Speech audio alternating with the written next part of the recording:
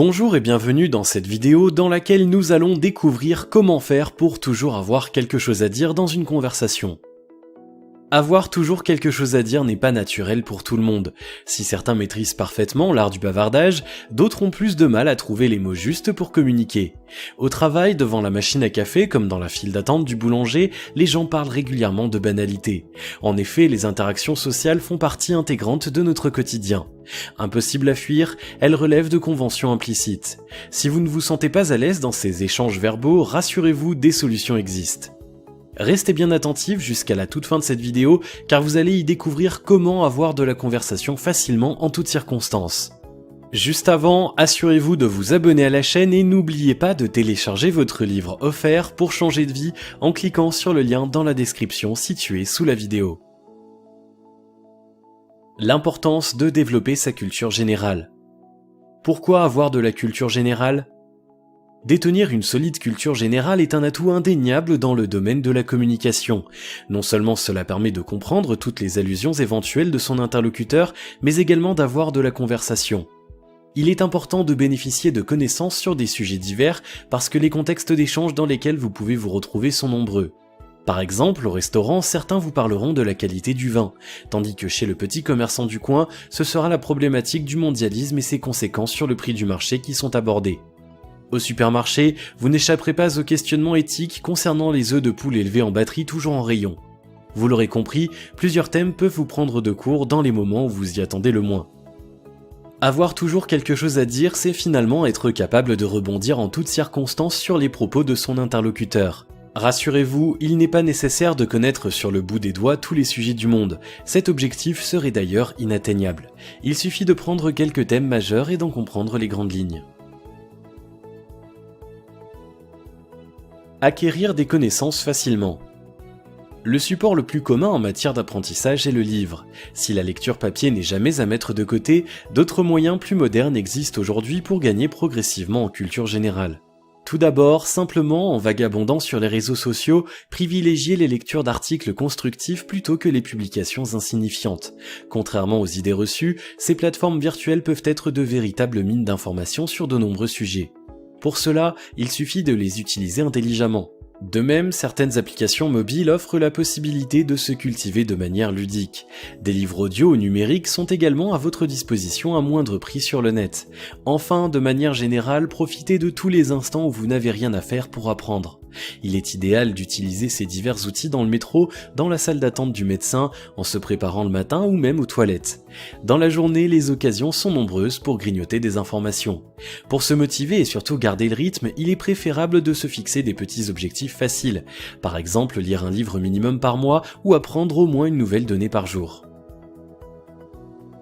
Se tenir au courant de l'actualité. Parfois, il ne faut pas chercher très loin, les gens ont tendance à parler de ce qui se passe en ce moment, et c'est normal. La majorité a accès aux mêmes médias, ils sont ainsi plongés en même temps dans les mêmes événements. Il est alors capital de garder contact avec l'actualité pour ne pas rapidement vous sentir exclu des échanges collectifs. Que ce soit par le biais de la télévision, du journal, de la radio ou d'internet, prenez régulièrement connaissance de ce qui se passe dans le monde. Qu'il s'agisse de nouvelles politiques, économiques ou sociales, il vous sera toujours possible de les aborder au détour d'une conversation. Attention cependant, certains terrains sont glissants. En effet, quand il s'agit d'un sujet qui fait polémique, il n'est pas rare de devoir affronter des divergences d'opinion. Si vous n'avez pas assez confiance en vous pour appuyer la vôtre, il vaut mieux s'abstenir. L'objectif n'est pas de vous mettre dans une situation délicate. Être attentif au contexte et utiliser les éléments de son environnement. Un échange entre deux individus se situe toujours dans un contexte donné. Ce contexte peut devenir pour vous un appui à la conversation. Il permet de lancer des sujets sur lesquels l'interlocuteur pourra facilement rebondir. Par exemple, si vous parlez à quelqu'un dans une salle d'attente, vous pouvez aborder le fait que vous trouverez le nombre de chaises vraiment insuffisant. De même, si vous échangez avec votre voisin dans le hall de l'immeuble, vous pouvez relever que la nouvelle décoration des boîtes aux lettres est vraiment sympa. Soyez imaginatif. Petite mise en garde, n'en faites pas trop non plus. S'il est tout à fait acceptable d'aborder quelques banalités pour créer du lien, il deviendra plus bizarre de vous voir vous passionner pendant 1 heure pour la couleur d'un autocollant. Vous l'aurez compris, tout se trouve dans la juste mesure. Utilisez des éléments communs. Toujours dans la même idée, il faut trouver des sujets qui vous lient à l'interlocuteur, c'est-à-dire des choses pour lesquelles vous auriez un intérêt commun évident. Par exemple, vous échangez avec un collègue de travail et vous parlez de la prochaine réunion d'équipe. Bien souvent, le contexte dans lequel vous êtes amené à rencontrer la personne vous donne des indications sur les points communs qui existent entre vous. En faisant naître une accroche partagée, vous fluidifiez immédiatement la conversation. Les langues se délient beaucoup plus facilement quand deux personnes partagent un sujet auquel elles attachent toutes les deux une importance. Si par hasard vous avez d'autant plus la même opinion que votre interlocuteur sur le sujet en question, c'est un avantage supplémentaire. En effet, les gens ont naturellement plus de sympathie pour ceux qui appuient leurs idées.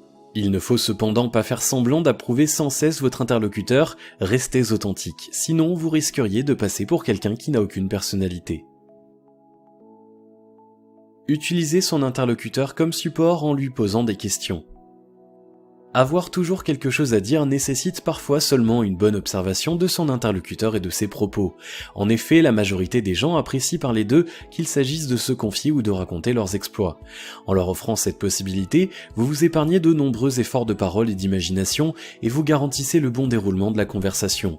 Pour commencer, il suffit de poser des questions à votre interlocuteur sur le premier sujet dont il vous parle, peu importe si la réponse à ces questions vous intéresse réellement ou non.